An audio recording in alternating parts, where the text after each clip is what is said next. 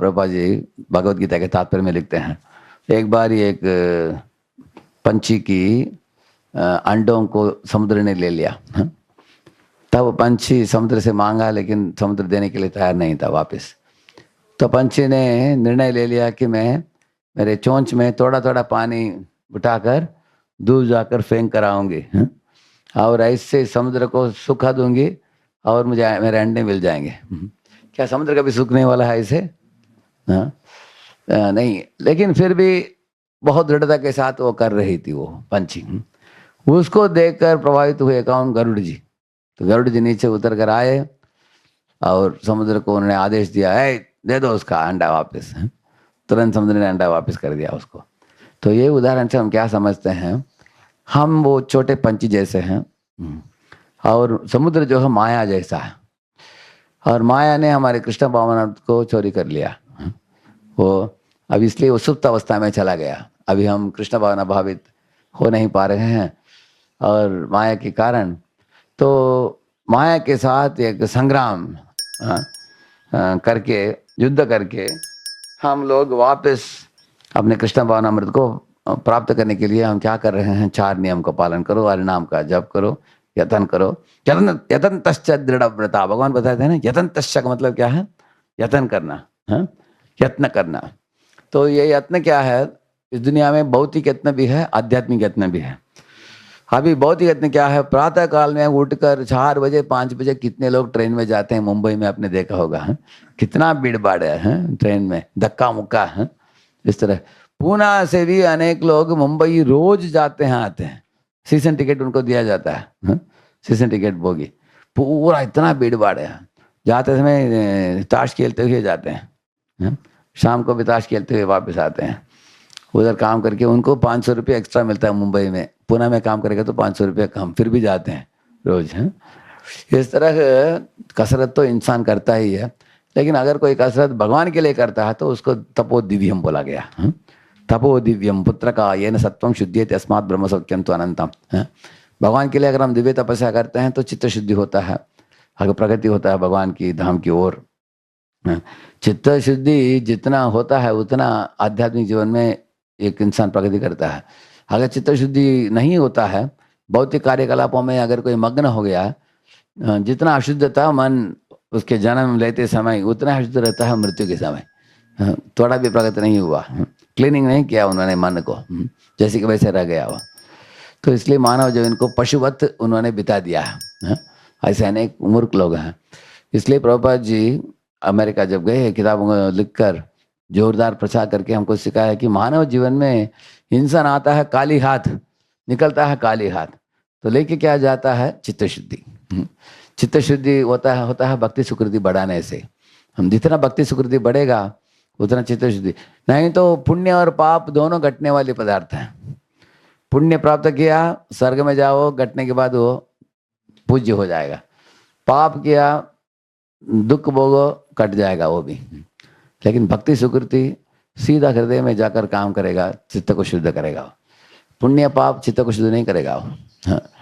पुण्य, अगर कोई पुण्यात्मा हो वो अच्छा है, पुण्यात्मा अच्छा खानदान में जन्मा है, संस्कार प्राप्त हो सकता है, लेकिन भक्ति अलग है। भक्ति अलग है, पुण्य अलग है। पुण्य और पाप दोनों भौतिक है, भक्ति आध्यात्मिक है। क्योंकि भक्ति आध्यात्मिक है, भक्ति ही शुद्ध कर सकता है चित्त को।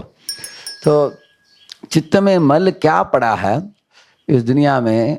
जैसे प्रोप्राइटरशिप, कंट्रोलरशिप, एंजॉयरशिप, भोगने की प्रवृत्ति में स्वामित्व जमाना, और मैं ही नियंत्रण करता हूँ, मैं ही केंद्र बिंदु हूँ, ऐसे सोचना। और that is एंजॉयरशिप। प्रोप्राइटरशिप इज मैं ही स्वामी हूँ, ऐसे। देखिए 3 चीज़ है, कर्म, ज्ञान, योग। कर्मी लोग सोचते हैं मैं ही स्वामी हूँ, जैसे दक्ष प्रजापति, इंद्र, बलि महाराज, ये लोग सोच रहे थे कि मैं ही जमीन का स्वामी हूँ। अभी दक्ष प्रजापति ऑल्सो हैड प्रोप्राइटरशिप। ऐसे मैं प्रजापति हूँ, हमारे पास प्रजा है, गाय है, हमारे पास धन दौलत है, जमीन है, हम बड़े प्रजापति हैं। इस तरह दक्ष प्रजापति का अहंकार था। कर्म में जुड़ाता हुआ, जैसे इंद्र भी ऐसा ही है। और जैसे हिरण्यकशिपु को तीनों लोगों का अधिपति बनना चाहा वो, बलि महाराज भी ऐसे, करेक्ट है। That is proprietorship. And controllership का मतलब है क्रोध। हाँ?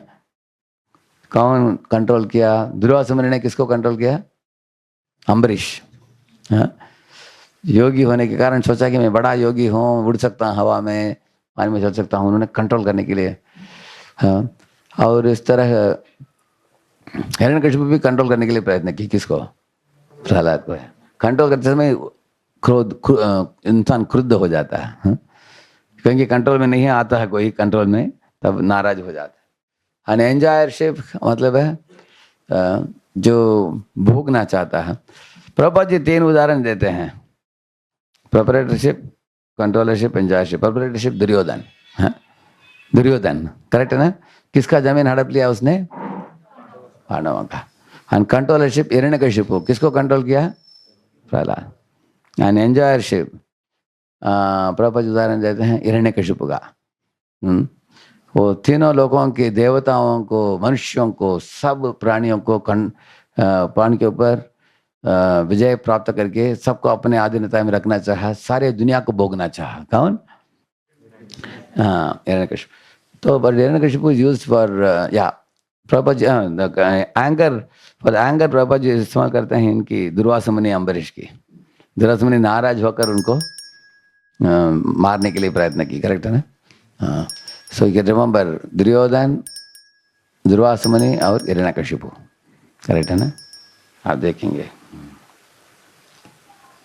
तो इस तरह शास्त्र बताते हैं कि ये 3 चीज हर जीव के अंदर, मन में ये 3 चीज कुछ न कुछ मात्रा में पड़ा है। आप देख सकते हैं। तो हमारे अंदर भी, एक घर में हो, ऑफिस में हो, हमारे फ्रेंड सर्कल में हो, हम जब ये 3 अशुद्धि है हमारे चित्त में, हमको भी प्रॉब्लम, दूसरों को भी प्रॉब्लम। जैसे हम देखते हैं, जैसे सास और बहू के बीच में किंचतानी होता है। हाँ? ये पुरुष मेरा होगा तुम्हारा होगा, ऐसे है। तो ये किंचतानी कंट्रोल का समस्या है। हाँ? किंचतानी ऐसे होता है। इसी तरह कमरा हो, लोग बोलेंगे मैं, हमारा कमरा होगा, ये थोड़ा बड़ा है इसलिए हम रखेंगे, ऐसे बोलेगा। वो बोलेगा नहीं नहीं तुम छोटा लो, मैं बड़ा लूँगा, स्वामित्व जमाने के लिए। इसी तरह एंजॉयरशिप, कौन किस चीज को भोगेगा। जैसे रावण ने सीता को भोगना चाहा, करेक्ट है ना? इसलिए मर मिटा। दुर्योधन दूसरों का जमीन भोगना चाहा, मर मिटा। हिरण्यकशिपु प्रहलाद को मारना चाहा, खुद ही मर मिटा। तो तीनों लोग मरे, रावण, हिरण्यकशिपु और दुर्योधन। हाँ,